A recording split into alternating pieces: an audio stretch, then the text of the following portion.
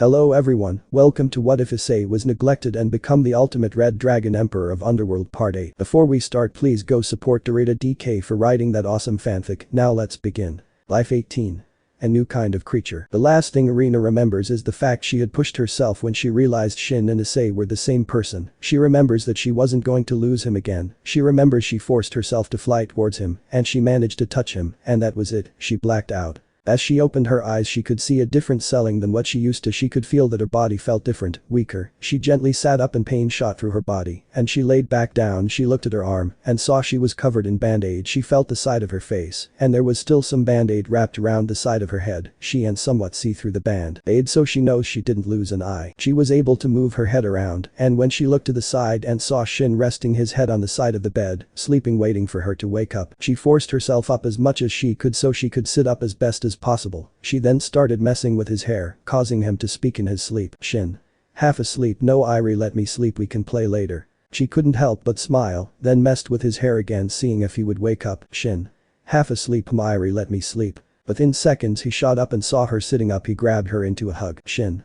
Thank God you are alive. Irina in pain. Ice, wait, still injured and stronger than normal. Shin. Oh yeah, I forgot about that. He gently let her go and then sat down on the chair again. The mood was somber for the two of them. Both had so much to say, yet there was so much change they didn't know where to start. Irina. Tearing up. Why, Sniff, why didn't you come back to us? Why didn't you come back to me? He took it. Shin. When I was sent away I was weakened and I spent a month on an island of women that tortured me for a month. My brain ran on autopilot to try and survive and come back, but towards the end of that month, when I was taken and put into a holding cell, a thought crossed my mind. I have nowhere safe to go. I didn't want to risk the chance of being rejected again, so I stayed away from everyone. Irina. Crying. We would have made a plan, we could have helped you. Shin. I know, but at the time when you thought I was dead, what was the devil faction like? Irina. Besides those that knew you, angry wherever we went, all we saw was hate posters of you. Shin. My point exactly, plus right now I'm not even sure what my life is going to be like. We both grown, you and me, but you have no idea what it's like to be able to talk to you like this. You know I love you just as much as Ria's light blush. Irina. Blushing. I love you too, but Ice, you're married. Bakari. Well, I was the one that got him to accept sharing because if he wants to keep his promise to my mother he has no choice. I had a feeling he loves you more than he lets off, isn't that right, Shin? Shin. Blushing. Shut up. Both girls couldn't help but laugh seeing him blush like this. Irina. So I'm assuming you're his number one then? Bakari. Number 3 most probably. He loved you more than he has me and knows you longer, so I don't mind being number 3. She got into the bed with Irina and sat next to her with a smile on her face. Shin. Blushing. Yeah, so that's going to happen if you feel the same. Irina. Blushing. I do, but we can the specifics later. Shin. Sure thing, we can do that. Irina. Pouting. But I wouldn't mind a kiss though. From time to time. She was pouting, looking away from him. He chuckled and took her chin and gave her a kiss. When he pulled away he couldn't help but smile. Bakari. Nice, anyways Newt, you need to tell her. Irina. Confused. Tell me what? Shin. When you teleported with us it took everything but the evil piece, making you a devil. When we got here you started bleeding out because your body was going into a sort of shock. Irina. Oh. I want to help you guys, but not if I'm going to be a burden to you both. Shin.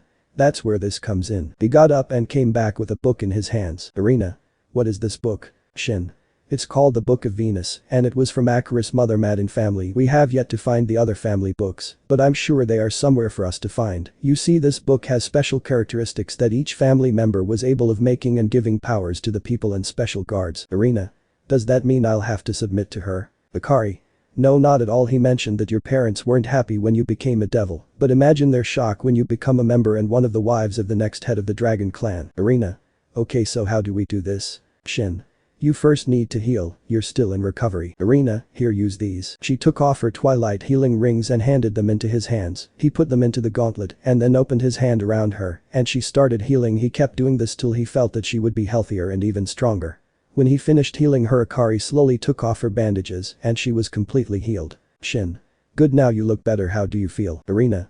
A bit stiff, but I should be alright. She got out of bed and she and Akari stood next to each other. Both had their hair down and Shin was dumbfounded. Both of them looked the same. He couldn't look away. Sure has seen both of them differently and he could tell them apart, but their similarities was almost scary to him. Even the way they look at him with a head tilt and a small pout whenever they look confused. Shin. I'm saying it now, don't you dare mess with me. They looked at each other, then it clicked, it's messing with him. Seeing the two of them they both started smiling and couldn't help but mess with him. Irina. Smug. Whatever do you mean? Bakari. Smug. I have no idea what you talking about. Shin. Come on, let's see what Irie wants to be, then we can move on from there. They nodded and came outside. Arena. Whoa, this cloaking spell is powerful, not even Lady Graphia would be able to do this. Shin. I know the magic around here and the magic we have been learning as we go has gotten stronger now than before we started with Arena. Akari, remember when we saw the memories of that night when we escaped? Akari. Yay, what about it? Shin. Oh, alright, so we both figured my father was the fire user, henceforth I have the fire abilities. Akari. Yeah, and I have wind. What's your point? Shin. My mother was able to use ice. I think if I focus on it, I might be able to use her water dragon powers. Akari. We never saw my father, so we don't know what his power was. If you can figure it out, we need to figure out what the Book of Firman was. Shin. Exactly, now before we go to the underworld again I want Irie to be up to date, and if we can learn more about my theory and we can use both, it would make us even more dangerous. She nodded. Arena. Let's do this. Shin opened the Book of Ventus and showed her the different types of followers for the House of Ventus. Arena. I think the best one is the Monarch of Light. She pointed to the role and the power set she would have. Shin.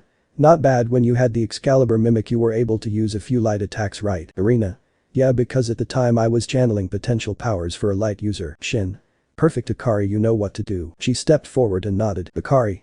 Hopefully this doesn't hurt. She opened her hands and the wind started blowing around them. A golden light started to spread around Arena. Akari. From the beginning of time, stand forth, stand true to oneself, flow with the ability to show how dazzling you are, with the power to slay gods, and make evil submit, become the beacon that leads everyone to their destiny. The large flash happened, and Arena stood with light leaving her body. She looked at her hands, and saw the amount of light she was generating. She could feel the power leaving her body. She felt stronger than she could have ever. Arena. Whoa, this is amazing. Akari. Look at your hair, the tips are turning to my hair color. She took some of her hair and she could see the change forming. Shin. Nice to meet you, Monarch of Light. Now then, let's get started with some training. Both girls nodded and they got set up to begin. In the underworld, Graphia was holding Milikas, who was happy for a change. So was everyone else. They were happy Issei was alive, but with his changes they needed to tread lightly. They knew he's going to be happy to see Milikas again. Even Seraphol was in a better mood, but this meeting was how to treat around Issei or Shin. Saji. I have a rough idea of how this is going to go down. They all looked at him to hear him out. Saji.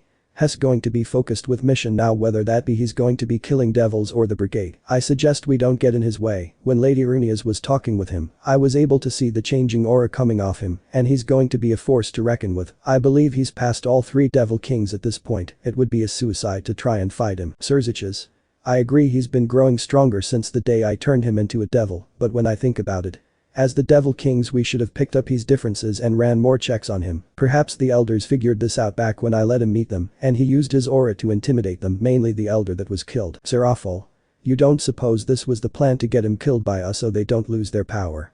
Perhaps they thought he knew what they did to his clan, so to save their own necks from being killed, they put this plan together. Rias. If that's the case, it's not going to end well in our favor as devils. I was wondering what Runia's Sama's deal was with Issei's father. Akeno. You don't suppose they knew this was going to happen, so the deal could have been along the lines of protection and allying with them and becoming part of the dragon clan. Zeotics.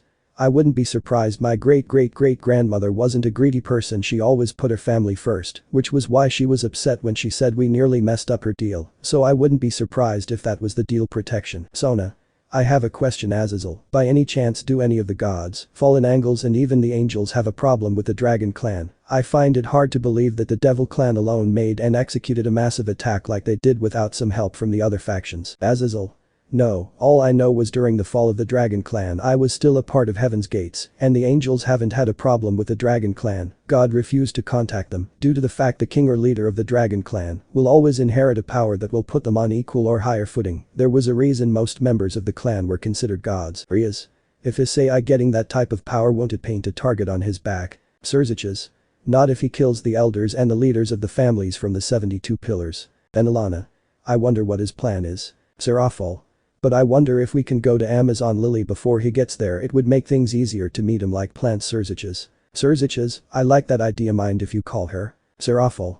Sure thing. She opened the communications link and a hologram of her appeared on the table. Hancock.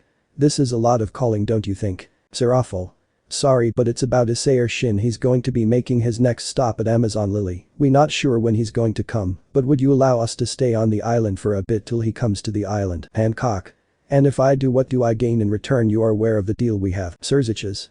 We can guarantee the fact that he has agreed to marry you. They all looked at him in shock, not even thinking that she would love to hear this news. Hancock. Happy, oh my dear husband, I don't care if they ruined the surprise, I'm more than happy to know that you'll marry me too. Cough, how many men would be coming along with you as much as I love Shin Hess, the only acceptation to come and go freely, the rest would be watched like hawks. Surziches. There would be about 7 of us including myself, we will even bring you some weapons to help fight as a thank you for letting us on the land. Hancock. I suppose that will suffice, let me know in advance when you plan to start your visit. Serafal. It would be tomorrow most likely. Hancock. So be it. The call ended and they all just looked at each other, anticipating seeing Issei again in the hopes of making it up to him. They all went to pack, and Riaz decided to pack some of Issei's old clothing to give to Hancock. She knows she loves his clothing, and if she's going to be part of his life, then she should have a few as well. She packed nearly all of it to give to Akari as well. Neither of them could sleep, they waited for the morning to come, just so they could get to the island the next day. Riaz and her peerage were present, Sona with her Serafal with Saji, and the rest of the Grimmery family and Azazel with a bunch of notebooks. Surziches. Right Ajika, we leave everything to you, don't be afraid to call if you need us. Ahaka. Worry not, your territories will be in good hands. They nodded and left and teleported to the island of Amazon Lily. When they arrived, they could feel the difference in magic, it felt more freeing and lighter too, with the added fact that they were on an island. It was a nice change. Roswis. Whoa, this place is beautiful. Riaz. No kidding. Bernias. You guys don't waste time. They turned around and saw Bernias standing with a tall beautiful woman next to her with a shorter old lady. Hancock. You can follow us to your sleeping arrangements. Surziches. Thank you so much. Hancock. They started walking and the others started to follow. Zenobia. This place is so different, it's weird not seeing any men around. Bekeno. I suppose they like it this way. Milikas. Excited Ide. They all looked at him, and they saw him pointing at a large statue made of pure gold of Issei in the center of town, and many of the shops had his photo in them, even the homes had a photo of him. Then Alana.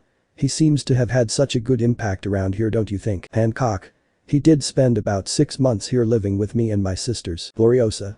Don't forget the fact that he trained every woman on this island to get them up to speed with new fighting styles. We were behind and he helped us. They kept quite happy knowing Issei is still the same, helping where needed. As they walked closer to the castle, they came across 2 large snake-like beings looking down at them. Orange one Marigold, what do we have here? Hancock. Remember the ones that hurt Shin the day he came here? These are the same people, they are here to make things right with him. Green one Sandersonia. They brave coming here when all the women on this island would kill them for hurting our brother. Hiss. As she opened her mouth, some venom dropped from her mouth, melting the ground. Hancock. Relax my dear sisters, Runia says they won't be a problem. They both nodded and turned back into their human forms and opened the doors and let them in. As they walked in, they were taken back by the sheer amount of photos Hancock had made of Issei and hung them all over the place. Riaz walked next to Hancock and started a conversation. Riaz. As much as I love him too, this is a lot, don't you think? Hancock. He's the first man ever to sweep me off my feet. I've never felt like this before, so I don't know what I'm doing. Sandersonia.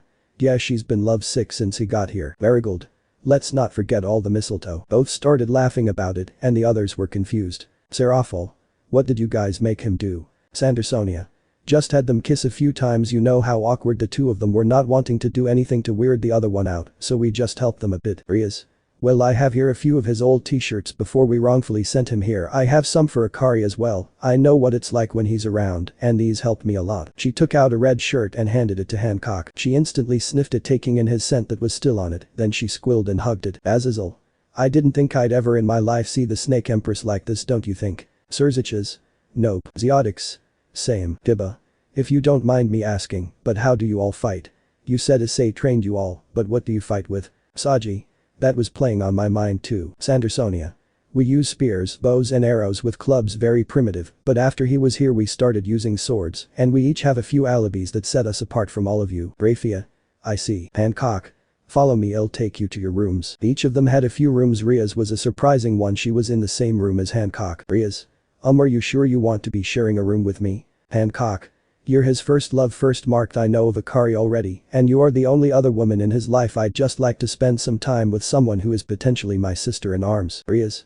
I see. Well, nothing has been confirmed yet. He keeps saying he has a number 1, but for all I know Hess talking about Arena, his best friend. Hancock. So a new woman has entered the battle. Riaz confused. What battle? Hancock. As you know, those he marries now will be considered the new queens of the Dragon Clan, and with how things are going, Akari is the only confirmed, considering she's been married to him already. So when I say battle it, who is he going to marry next? Riaz watched Hancock take her top off and put on the shirt of Issei's, and it was almost like a dress for her, given that Issei was bigger than Riaz. Even now Issei and Hancock might be the same height, but in terms of actual size, Issei is still bigger. Hancock. You know when he left here his chest was measured 106 centimeters. Ria's blushing. You're joking, that's bigger than me, and I know him blessed. Hancock. Excited him not, he put on so much muscle mass while he was here and grew so much and so fast we thought he was crazy, but when I slept in his arms, it was heaven being held in his huge arms. Ria's.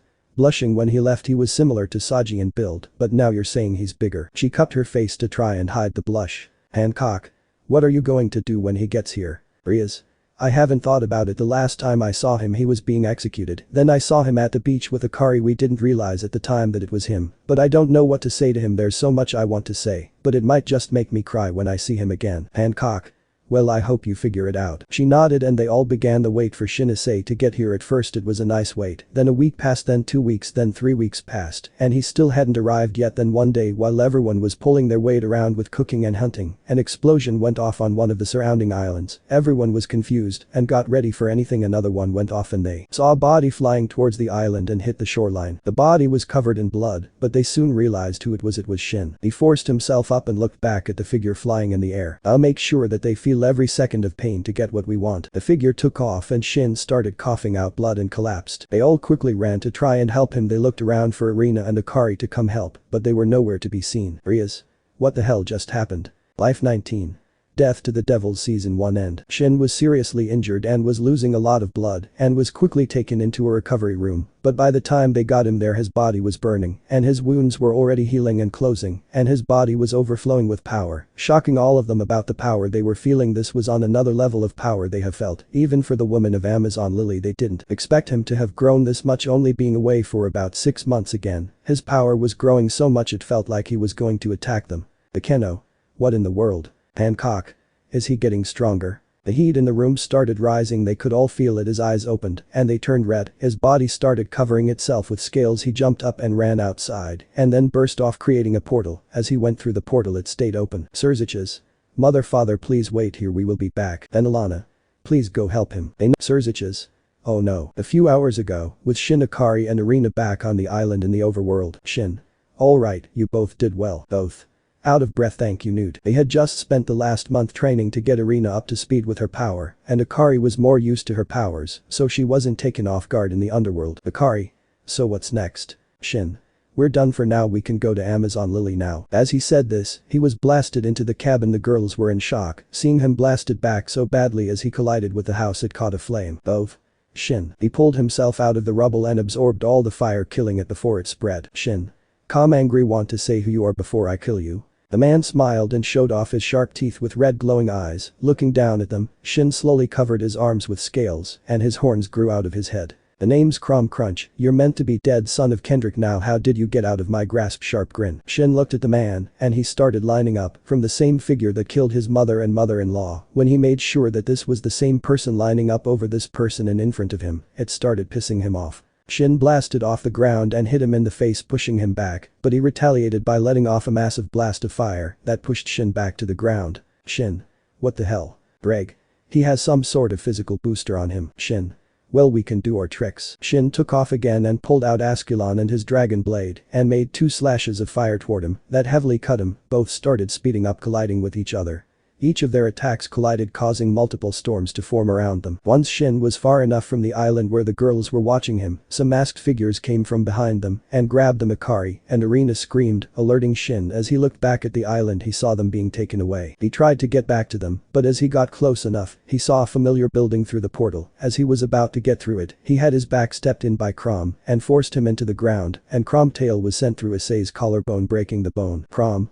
That girl is going to suffer because you weren't strong enough to protect her. Even the other one, I'm going to smash their heads in like I did to your father. Crom stood over Shin, laughing at him, but this just fueled the fire. He was grabbed by the neck and an arrangement of horns started growing out of his head and his scales spread all over his body and he slowly started growing in size. He started hitting him in the gut and rag, dulling him into the ground repeatedly. Crom tried to fight back, but Shin used the dividing gear and took away some of his strength and forced him through a portal and landed on an island. As they landed, Shin forced all his fire into this attack and set off a massive explosion. Shin stood out of breath. He didn't think that the power difference between the two would be significant, but when he saw Crom slowly get up after that attack, he knew he was lacking something. Crom.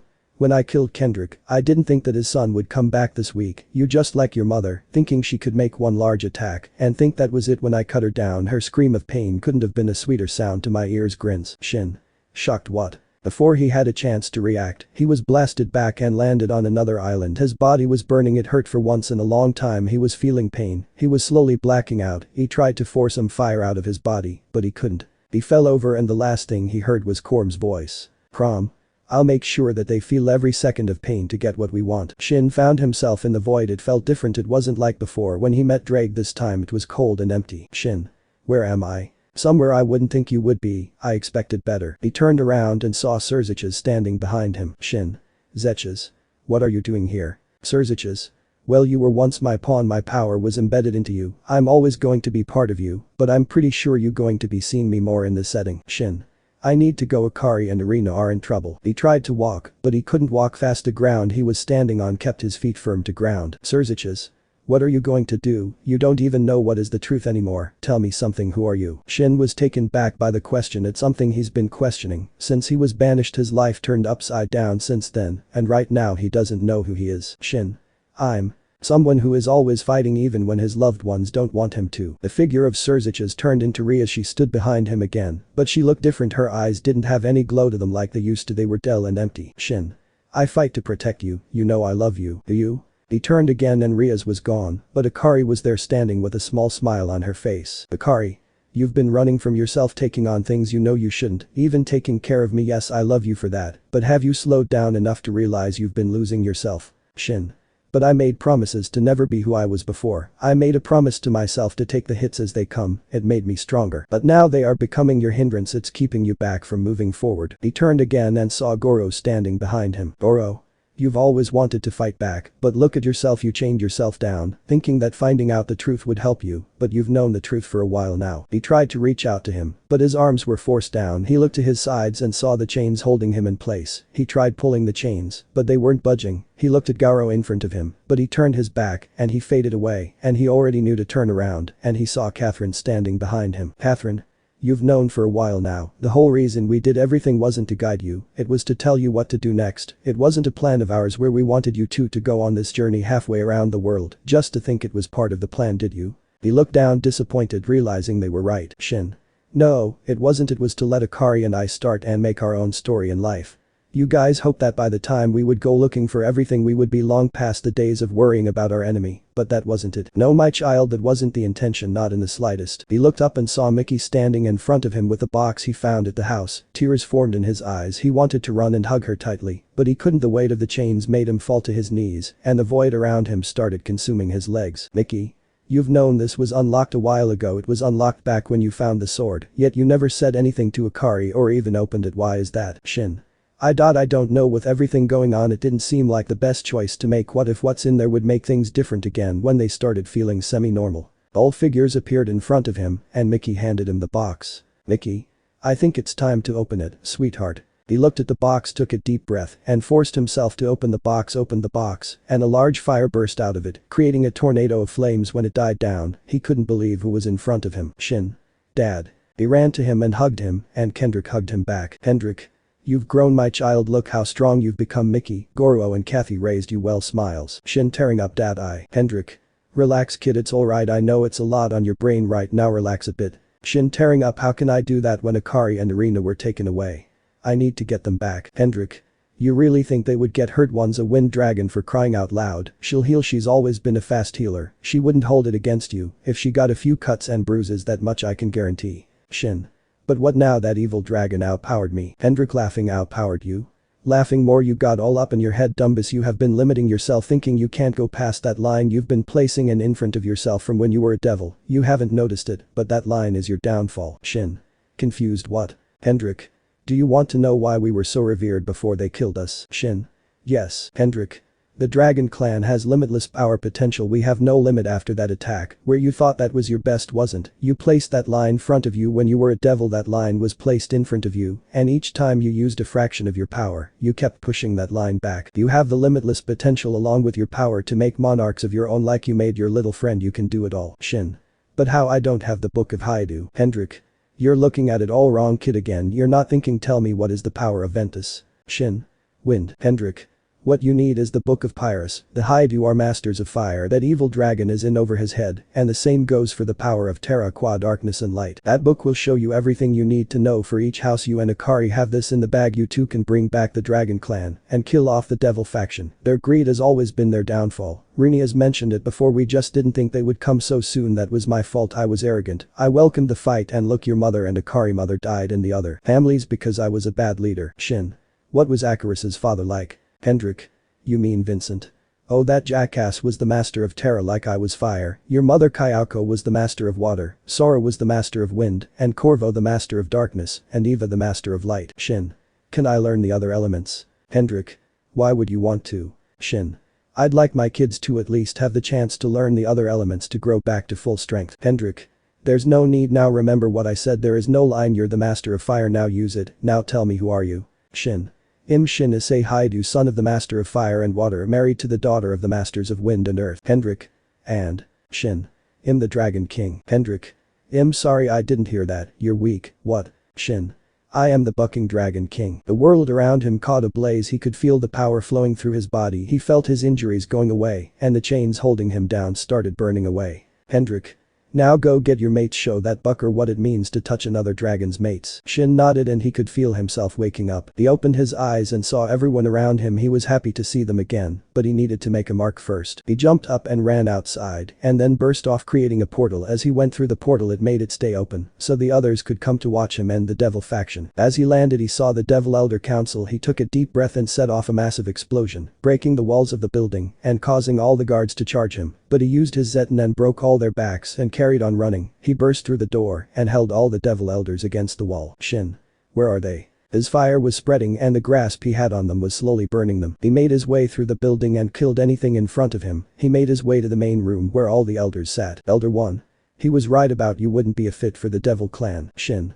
You still don't realize your little stunt just pissed me off more. Now I'm going to ask one more time, where are they? The LDER 4.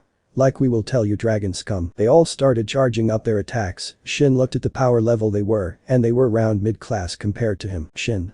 Deep breath, so be it. He raised his arms and let his Zeton take full control. Black horns grew out of his head, the black scales grew out of his arms and scales covered his arms, and red lighting began sparking off his body. They all started floating in the air. They all looked at him, realizing how badly they messed up, and he broke all their necks and ripped off their heads. He then raised his arm and used his fire and Zeton fused together and burst through the floor. In the basement, both Akari and Irina were chained up against the wall, both bloody and beaten, both their faces swollen from the beatings. Prom.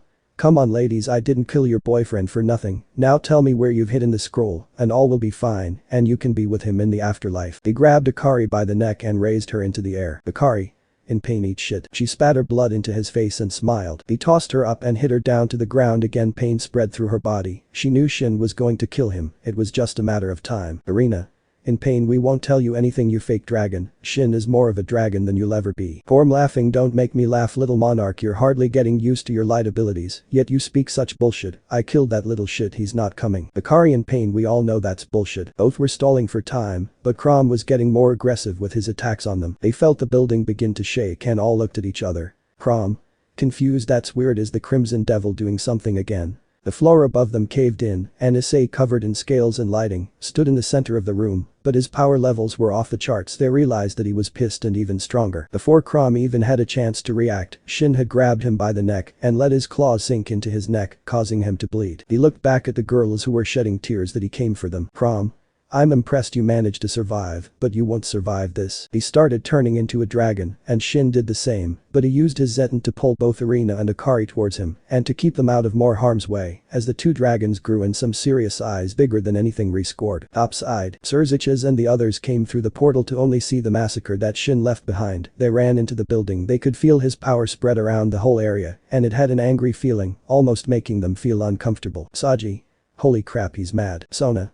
No kidding, some of these guards would give us some trouble. How strong did he get? As they came to the main room where the elders sat, they saw a massive hole in the ground, with all the elders dead on the ground. There were burn marks all over the walls, and his claw marks covering almost all the walls from his attacks. Serafal.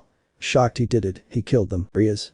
That's not the end of it. Look. They looked where she was looking and saw the two massive dragons growing below them. Azazel. We should get out of here now. They nodded and ran out, and the two dragons burst out of the ground, destroying everything around them. As they both roared, lightning struck everything around them, and their auras were either burning everything or forcing it back with their roars. Whoa. They watched as an injured Akari and Arena came closer to them and gently placed on the ground. Akari. In pain. Hi, everyone coughs out blood. Arena. In pain. Please get us some help. Rias. Let's leave them be, we can't do anything about that, but what we can do is get them both some medical help. Surziches. Right. They helped both the girls and took them through the portal, and they watched it close behind them as the two dragons rolled around fighting each other. Hancock. Worried. Where's Shin? Surziches. Handling a loose end, but these two need some serious help now. Rafia. Place them here. Both were placed on the beds, and all the women came closer to help them as they were healing and treating them. The sky turned red, and they watched as Crom came through the portal with Shin forcing him through it. Those that couldn't help being stood watching the fight between two dragons, with each collision causing a massive shockwave. Shin used his tail and sent it through Corm's neck, making him scream in pain that he turned back into a human form. Shin then grabbed both his arms and rode him towards the ground, adding fire to add more damage to him. The two hit the ground with a massive explosion that shook the whole island. They ran to the impact zone and saw Shin covered in blood holding both Corm's arms in his hands, and under his feet was the splattered body of the dead dragon. He took a deep breath and roared into the sky, sending a large beam of fire into the sky. As he stopped, he took a deep breath, dropped the scales and passed out. The others quickly ran towards him to bring him to get some help. As they brought him back, they started cleaning off his body, but they saw he was already healed but sleeping. Azazel. I think he burst through his energy faster than he thought. Asper. He was so cool. Surziches. How are they? Bekeno. They okay. Akari is already healing well, she's healing faster than Arena, but both will make a full recovery. Hancock. Everyone get the food ready for when Shin and the others wake up. We will have a banquet for when he and the others are fully recovered. The women of the island all quickly ran to get things ready. Milikas. Excited. Ide. Mama Ide. They watched as he pointed towards Shin jumping in his mother's arms. Grafia let him take a few steps towards him and helped him up onto the bed. They watched as the small child got comfy on his chest and fell asleep. Kiba. Looks like he missed him a lot. Surziches. No kidding, he normally takes forever to go to sleep. Riaz. I think let's just the rest. Azazel. Hey guys, I don't think we can go back to that side of the underworld. Saji. What do you mean, old man? They looked concerned. He's normally one to make light of the problem, but this time it's different. Azazel. Look at this, I'm getting alerts of all of our faces wanted for treason against the devil faction. Surziches and Seraphol were revoked of their devil king ranking. They want us all dead. Surziches. Confused, but he started getting messages from the helpers saying that Ajuka had taken the role of the main devil king for the time being, and he's ordered all of your deaths and rallying a lot of devils to fight against them. Surziches. Looks like Ajuka was a double agent. He's taken the lead of the devil faction. The brigade must have planned this from the start, but how are they so far ahead? Seraphol.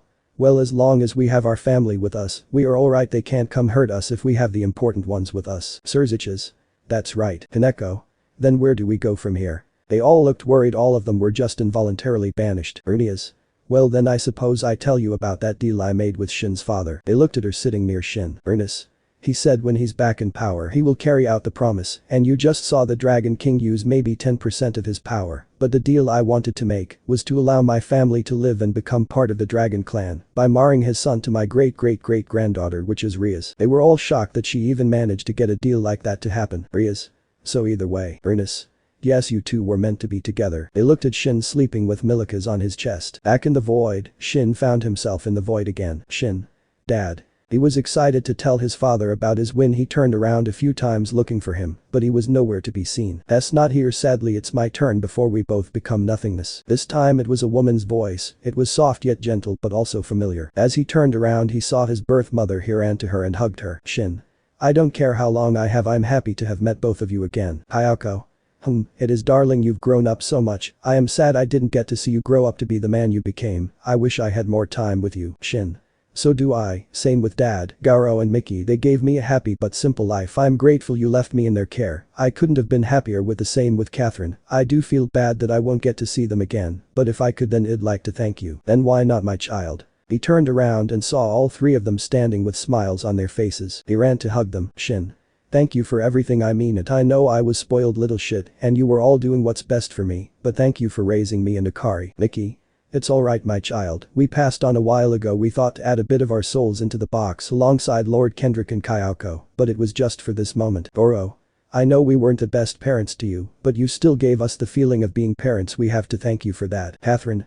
I'm just happy to see you helped Akari learn about her powers and how to handle them. I know she could have been a handful when you first met her. Shin. Don't you know it, she hit me over the head with your broom and broke the skin. All four adults couldn't help but laugh since they were pretty much the same even when their memories were wiped. Hayako. I'm happy to see how your life turned out. I couldn't have hoped for a better outcome. Sure, there were some moments where things could have been changed, but it made you stronger. Shin. That it did. Hey mom, dad, granny, what did you guys leave for us on Amazon Lily? Catherine. How about that be a surprise for you and Akari to take on together? Shin, so be it. Now mom, how long do I have with you? Hayako. Till you wake up, dear, smiles. Shin. Which isn't long, I could wake up at any minute, but I just wanted to ask about your water affinity. Hayako. What about it? Shin. Can I use it as well? He saw the smile on her face like he was right about something. Hayako. Smiling, how about you try and see, have some fun with the mystery? He smiled and hugged his mother, then pulled Mikigaro and Catherine towards him, and they hugged him back. Shin. Well, I have you here. Who killed you? 3. Catherine, the Chaos Brigade. We wanted revenge too, threw them off your path, and the White Dragon, and that evil dragon you killed attacked us and finished us off. We got them good. The Mickey took out his one eye before we were taken out for good. Shin.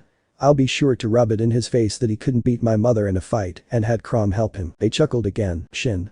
Hey, would Akari have something like this? I'm sure she would have liked to see something like this. Catherine. Sadly not, but tell her to be a big girl and to pull up her big pants or the demons are going to make fun of her. She'll understand and know we watching over the two of you. Shin. For sure, it was nice seeing you all one last time. Smiles. They all smiled at him. All four. You did well, we are proud of you, Shin. The world turned white and he opened his eyes to Milika's on his chest looking at him with a confused face. Shin. What's wrong, buddy? Milika's touched his face and saw his hand was wet. He touched his face and saw that he had shed a few tears in his sleep. He looked around and saw he was back on Amazon Lily. He put Milika's on his shoulder and flew into the air and looked where everyone was. He found them sitting around a massive fire with a lot of tables all busy having some food. He stood on one of the roofs and watched them talking. The Keno. So if Issei or Shin takes us in, we going to stay on the Dragon Clan land? Ernias. Yes, once they were killed off, their castle completely fell off the map. I haven't been able to find it or even find some remnants of it, but yes, if he has a place for all of you and he agrees to the deal, then we would all move into the Dragon Clan. Surziches. You seem to have some second thoughts about that, Rinias-sama. Ernest. I do. The only way I was able to have this deal happen was to agree to forsake our devil abilities and ranks. Sona. Wouldn't that kill us? Ernest. No, look at that little missy over there. When she went with them, her evil piece stayed, and she went with, and now look at her. She was turned into what the Dragon Clan gives the subjects that will follow them. Even if they don't fight, it's why God didn't like them. Shin and Akari can turn you into something called a monarch, stronger than devils, weaker than them but still powerful. Arena over here has become one of these monarchs. There are other roles, but monarchs are the strongest. Rias. Which one did you choose? Arena. The monarch of light, someone who is meant to be a beacon of hope for everyone. Hineko. Hey, that fried chicken is missing out here. Zenobia. You don't like her, do you? Hineko. No, she's the same as me, small and cute. Shin only needs one of those types of people, and that's me. Shin couldn't help but laugh a bit at her statement. Milika's was also laughing with him. Azazel.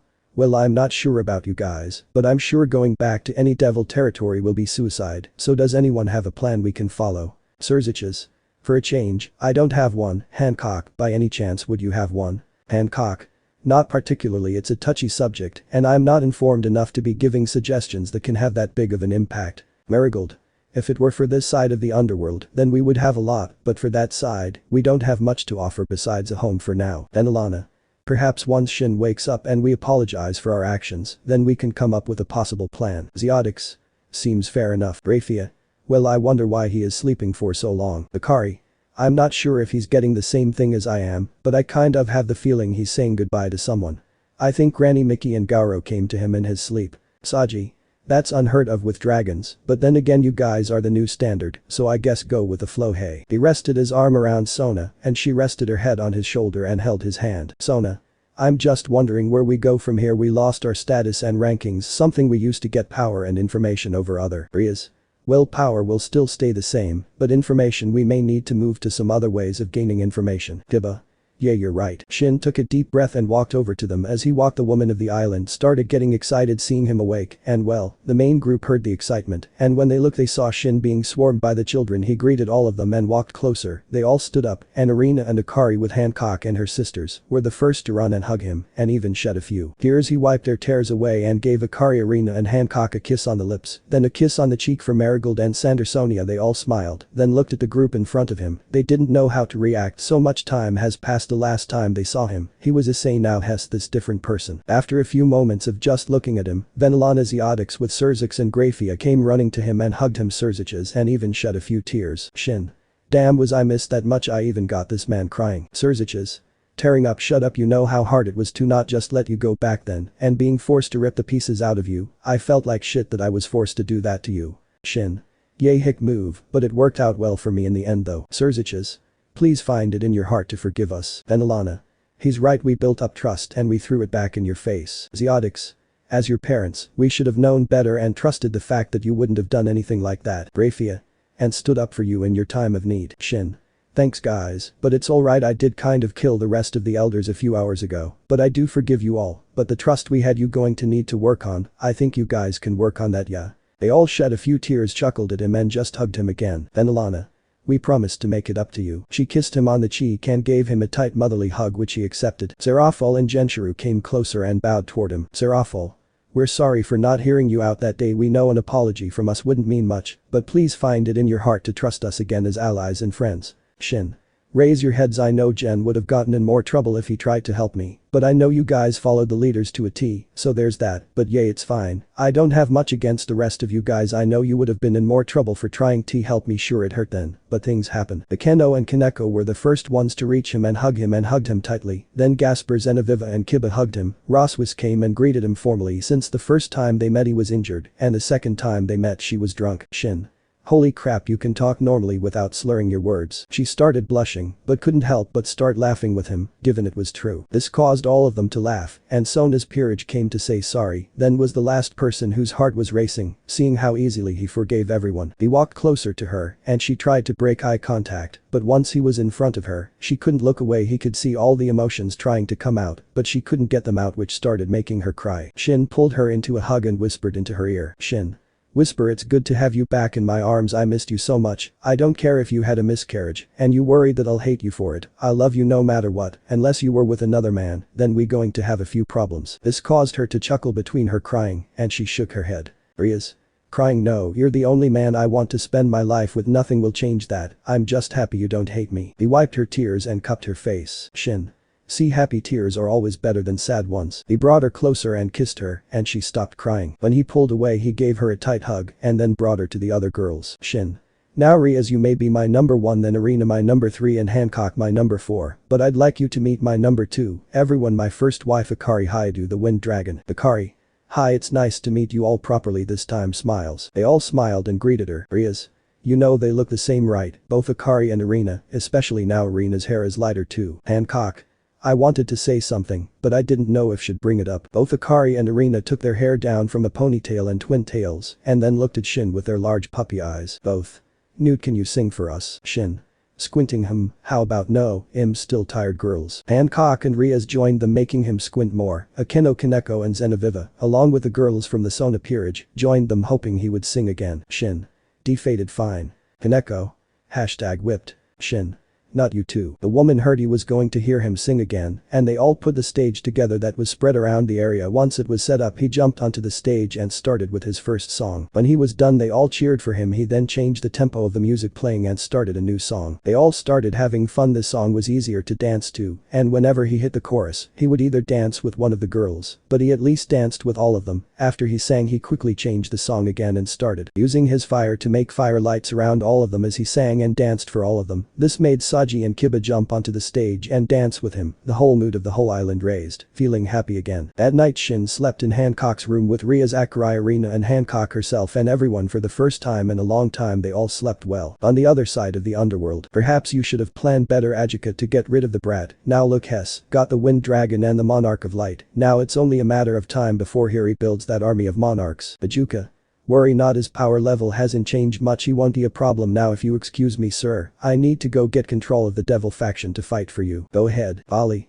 When do we get another chance to go and get some payback? He walked forward into the light, and the scar along his face was prominent enough to show that he had lost his eye. Soon, everything is falling into place. Nothing is going to stop us from gaining power over every supernatural being alive. The man stood up, walked to his balcony and looked at the old Gremory territory up in flames. I love it when a plan comes together. In the Bale territory, Sierrog was looking at the new wanted posters, and it concerned him that now both Serziches and Serafal were also wanted along with the rest of his family. He read the article, and it didn't surprise him. With a new face that looked like Issei's, he decided to do his own investigation to see what is going on. In the Phoenix territory, both Ravel and Riser with their older brother Ruvel and parents were reading the articles about how the whole Gremory family, along with the whole Leviathan family, is wanted along with the two Devil Kings and a face that resembles Issei a lot. Ravel.